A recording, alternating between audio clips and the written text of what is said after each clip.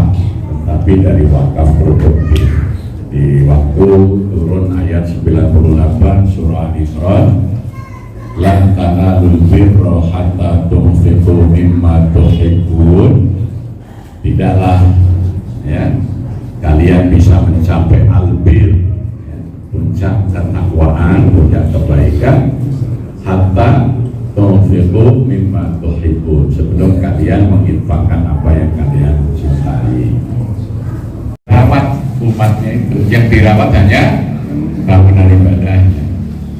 Bangsa Sanjaya juga membangun Candi Prambanan dan Candi Siwa, sampai sekarang masih jadi tempat wisata.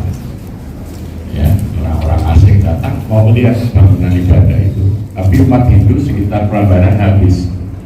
Para wali datang ke sini, tidak satu pun wali yang membangun masjid yang bagus, tidak ada. Maka tidak ada satu pun masjid peninggalan wali yang sampai hari ini masih utuh, tidak ada.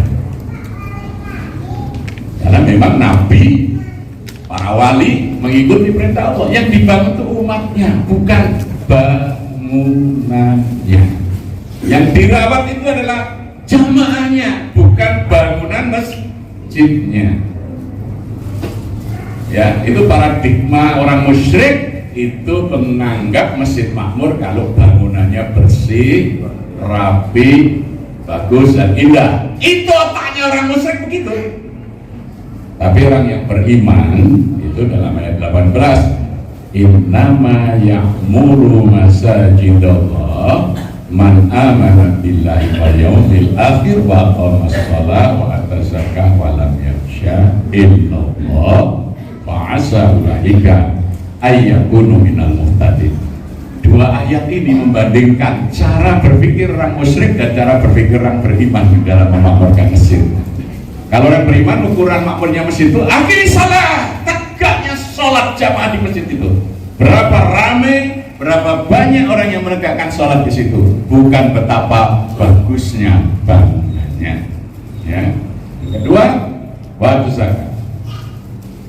Berapa banyak jamaah yang dibina yang kemudian bisa menjadi muzaki. Ya. Maka masjid itu harus membina jamaahnya ini dari mustahik menjadi muzaki. Itu tugas dari DKM. Kalau itu cara berpikir mukmin. Kalau cara berpikir musyrik, masjid itu dihabiskan dananya untuk bangunan. Ya. Dulu tahun 2003 Pak, di sini muzaki hanya 19 orang, zakat mal hanya 5 juta setahun. Ya, maka ketika program itu kita fokuskan, setelah kita menggerakkan masyarakat untuk sholat berjamaah, sekarang bagaimana memberdayakan ekonomi jamaah mereka yang sedang ke masjid ini. Maka uang masjid itu habiskan untuk memberdayakan ekonomi masyarakat. Tahun ini kami punya 659 muzaki, zakat malnya 3,2 miliar. Ya, 80% dulu mustahik, sekarang jadi muzaki. Ya, yang kedua, infak tahun 2003 itu hanya 43.200.000. Tahun ini infak kita mencapai lebih dari 4 miliar.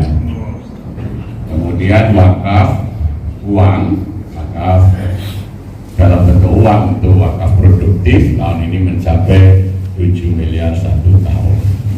Nanti berkait dengan pertanyaan Bapak tadi, bagaimana masalah keuangan, sumber keuangan.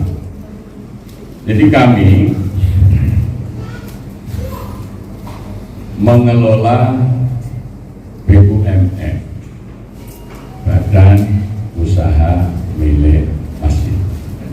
Jadi uang wakaf titipan masyarakat itu kita jadikan bangunan yang produktif. Ya, Jogja ini kota wisata, maka kami pilih untuk badan usahanya adalah hotel. Di lantai 3 ini ada 13 kamar, dan itu dari wakaf masyarakat, maka setiap kamar ada nama wakifnya.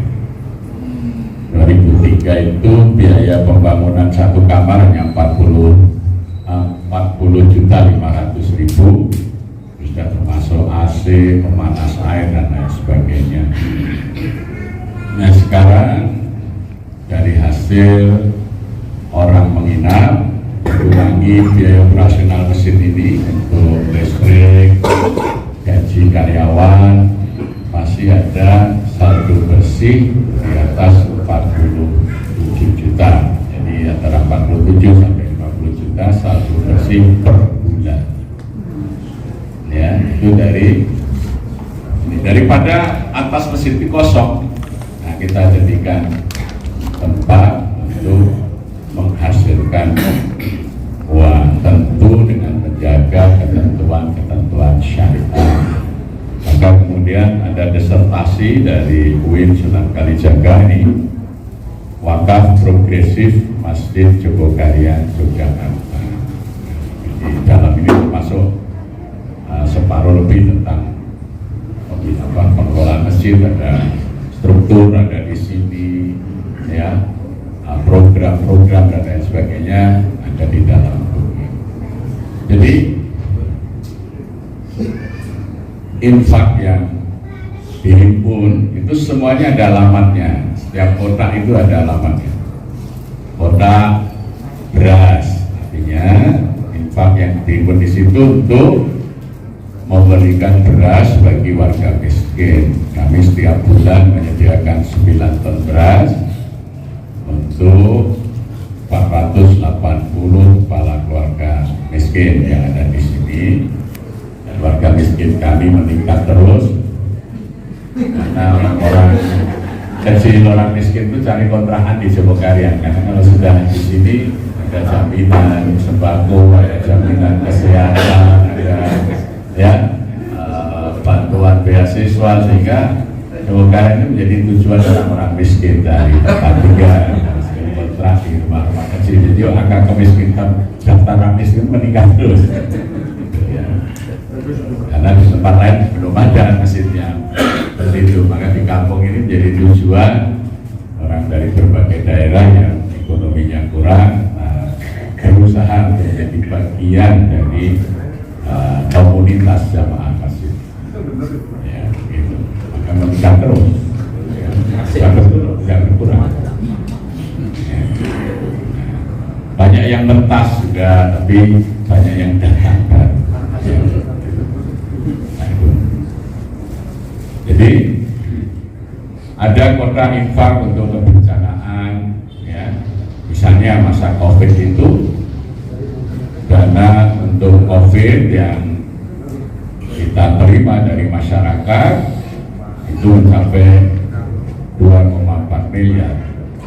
Karena yang pertama, masjid ini tetap buka 24 jam. Bagi yang terpapar kami sediakan 2 rumah untuk isolasi. Kami cukupi makannya 3 kali sehari. Kami sediakan makanan by request, mau makan apa, sate ayam, sate sapi, apa yang dilayani oleh masjid gratis.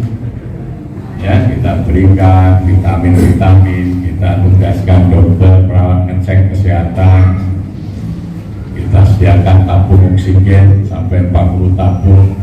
Maka ketika krisis oksigen itu banyak rumah sakit yang minta oksigen ke sini. Kami juga ada mesin untuk mengisi oksigen.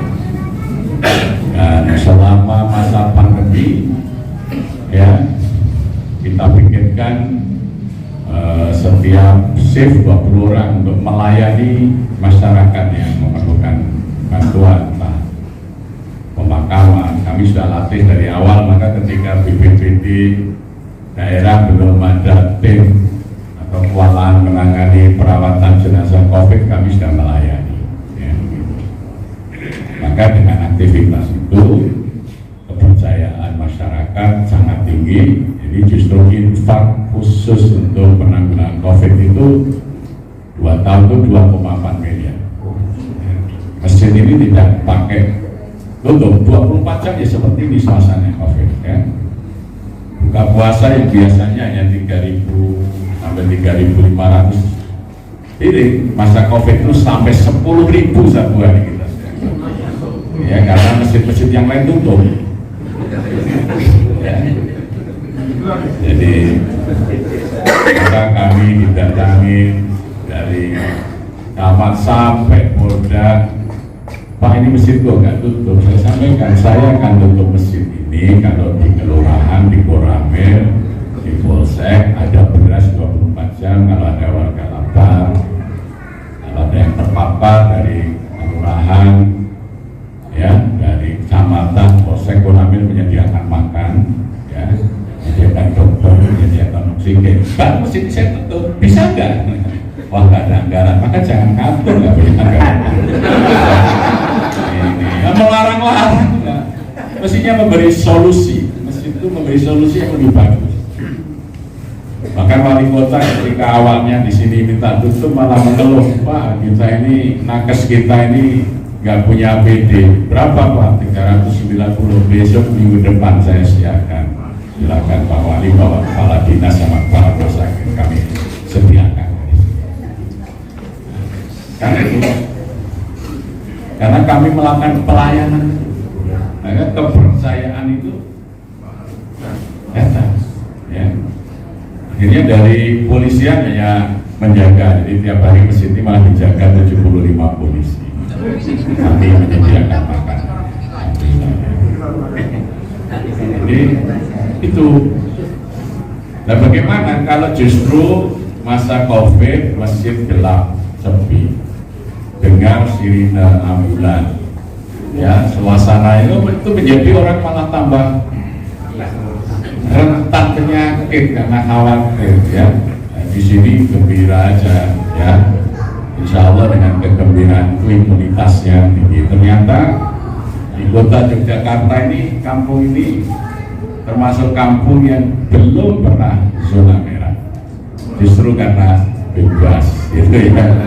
Tempat lain yang dibatasi itu banyak sekali ya, kena terutama bulan Juli sampai September yang puncaknya. Di sini alhamdulillah kita baik-baik saja, sekalipun masjidnya berjalan. Maka jamaah dari mana-mana yang masjidnya tutup pindahnya ke sini semua, sehingga buka puasa tadi yang biasanya 3.500 itu maksimal kemarin sampai 10.000 kita sediakan.